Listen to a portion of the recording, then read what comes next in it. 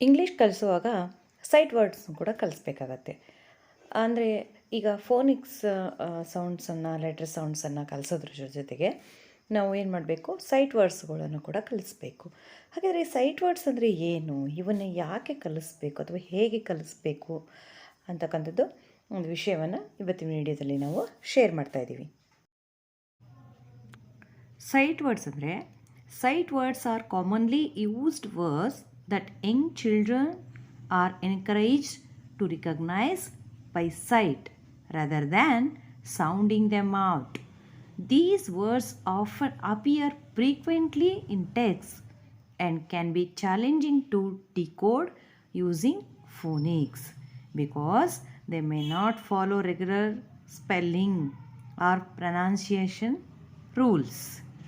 Learning sight words help children improve their reading fluency and comprehension. ಅಂದರೆ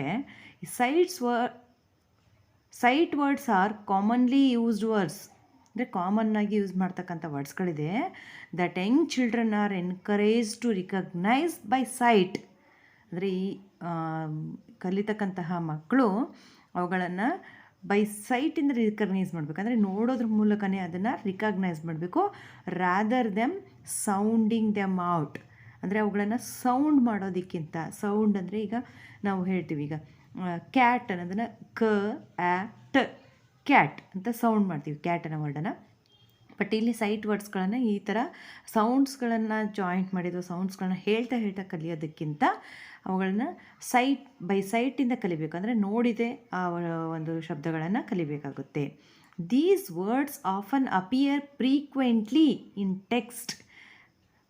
ಈ ಒಂದು ಶಬ್ದಗಳು, ವರ್ಡ್ಸ್ಗಳು ಪಠ್ಯದಲ್ಲಿ ಆಗಿಂದಾಗೆ ಇವುಗಳು ಅಪಿಯರ್ ಆಗ್ತಾ ಇರುತ್ತೆ, ಅಂದರೆ ಬರ್ತಾ ಇರ್ತವೆ.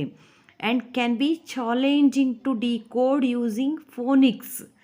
ಇವುಗಳನ್ನು ಫೋನಿಕ್ಸನ್ನು ಯೂಸ್ ಮಾಡಿಕೊಂಡು ಈ ಒಂದು ವರ್ಡ್ಸ್ಗಳನ್ನ ಡಿಕೋಡ್ ಮಾಡ್ತಕ್ಕಂಥದ್ದು ಚಾಲೆಂಜಿಂಗ್ ಆಗಿದೆ, ಅಂದರೆ ಮಾಡೋದಕ್ಕೆ ಸಾಧ್ಯ ಇಲ್ಲದೆ ಇರತಕ್ಕಂಥದ್ದು. Because they may not follow regular spelling or pronunciation rules. ಅಂದರೆ ಈ ಸೈಟ್ ವರ್ಡ್ಸ್ಗಳು ಯಾವುದೇ ರೆಗ್ಯುಲರ್ ಸ್ಪೆಲ್ಲಿಂಗ್ ರೂಲ್ಸ್ಗಳನ್ನು ಅಥವಾ ಪ್ರನೌನ್ಸಿಯೇಷನ್ ರೂಲ್ಸ್ನ ಫಾಲೋ ಮಾಡಿರೋದಿಲ್ಲ. ಇಂಥವುಗಳನ್ನೇ ನಾವು ಸೈಟ್ ವರ್ಡ್ಸ್ ಅಂತ ಹೇಳ್ತೀವಿ. ಮತ್ತು ಇವು ಏನಾಗುತ್ತೆ, ಪಠ್ಯದಲ್ಲಿ ಪದೇ ಪದೇ ಈ ವರ್ಡ್ಸ್ಗಳು ರಿಪೀಟಾಗಿ ಬರ್ತಾ ಇರುತ್ತೆ. Learning sight words help children improve their reading fluency and comprehension. ಅಂದರೆ ಈ ಸೈಟ್ ವರ್ಡ್ಸ್ಗಳನ್ನ ಕಲಿಯೋದ್ರಿಂದ ಮಕ್ಕಳ ಒಂದು ಓದುವ ಒಂದು ಭಾಷಾ ಸಾಮರ್ಥ್ಯತೆ ಏನಾಗುತ್ತೆ, ಕಾಂಪ್ರಿಹೆನ್ಷನ್ ಏನಾಗುತ್ತೆ, ಆ ಮಕ್ಕಳಲ್ಲಿ ಡೆವಲಪ್ ಆಗುತ್ತೆ, ಹೆಚ್ಚಾಗುತ್ತೆ. ಮತ್ತು ಮಕ್ಕಳಿಗೆ ಆತ್ಮವಿಶ್ವಾಸ ಕೂಡ ಮೂಡುತ್ತೆ. ಅಂದರೆ ನಾನು ಓದ್ತಾ ಇದ್ದೀನಿ, ನನಗೆ ಬರ್ತಾ ಇದೆ, ಇದರಲ್ಲಿ ಒಂದು ಪಠ್ಯವನ್ನು ಕೊಟ್ಟರೆ ಇದರಲ್ಲಿ ನನಗೆ ತುಂಬ ಸೈಟ್ ವರ್ಡ್ಸ್ಗಳೇ ರಿಪೀಟೆಡ್ ಇರೋದ್ರಿಂದ ಸೊ ಜಸ್ಟ್ ಒಂದು ಕೀವರ್ಡ್ಸ್ ಇರುತ್ತಲ್ಲ ಪಠ್ಯದ್ದು, ಅದನ್ನು ಮಾತ್ರ ಅವನು ಮತ್ತೆ ಓದಿದರೆ ಸೊ ಅಷ್ಟು ಪ್ಯಾರಾಗ್ರಾಫನ್ನು ಅಥವಾ ಅಷ್ಟು ಚಿಕ್ಕದೊಂದು ಸ್ಟೋರಿಯನ್ನು ಅವರು ಈಸಿಯಾಗಿ ಓದ್ಬೋದು. ಸೊ ಇಷ್ಟೆಲ್ಲ ವರ್ಡ್ಸ್ಗಳು ಬರ್ತಾ ಇದೆ ಅನ್ನೋ ಒಂದು ಆತ್ಮವಿಶ್ವಾಸ ಮಕ್ಕಳಿಗೆ ಬರುತ್ತೆ. ಹಾಗಾದರೆ ಅಂಥ ಸೈಟ್ ವರ್ಡ್ಸ್ಗಳು ಯಾವುದ್ಯಾವುದು ಅಂತ ಸ್ವಲ್ಪ ನೋಡ್ಕೊಂಡು ಬರೋಣ ಬನ್ನಿ. The, of, and, a, to, in, is, you, that, it, he, was, for, on, are, as, with, his, they, I, at, be, this, have, from, or, one, had, by, was, but, not, what, all, were.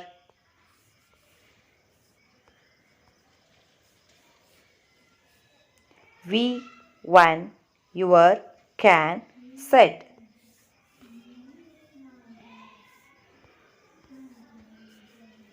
Their, use, and, each, which, she, do, how, their, if, will, up, other, about, out, many, than, them.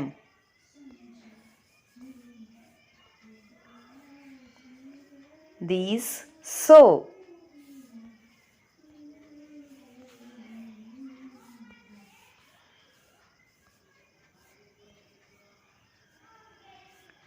some, her, would, make, like, him, into, time, has, look, to, more, right, go.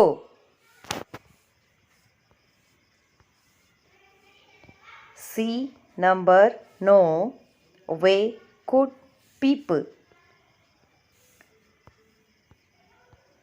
My, than, first, water, be, called, who, am, it's, now, find, long, down, day, did, get, come, made, may, part.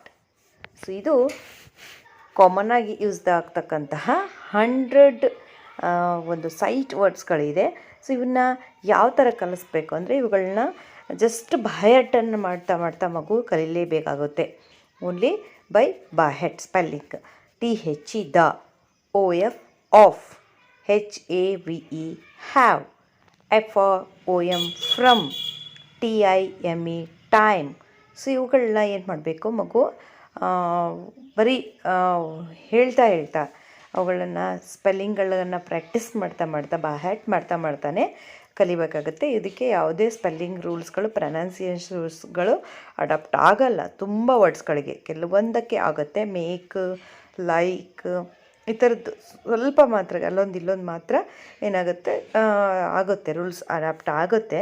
But ಸುಮಾರಷ್ಟು ವರ್ಡ್ಸ್ಗಳಿಗೆ ಯಾವುದೇ ರೀತಿಯ ಒಂದು spelling rules adapt ಆಗೋದಿಲ್ಲ. ಹಾಗಾಗಿ ಇವುಗಳನ್ನು site ವರ್ಡ್ಸ್ಗಳನ್ನು ಕೇವಲ by ಸೈಟಿಂದಲೇ ನೋಡಿನೇ ಇವುಗಳನ್ನ ನಾವು ಹೇಳಬೇಕಾಗುತ್ತೆ.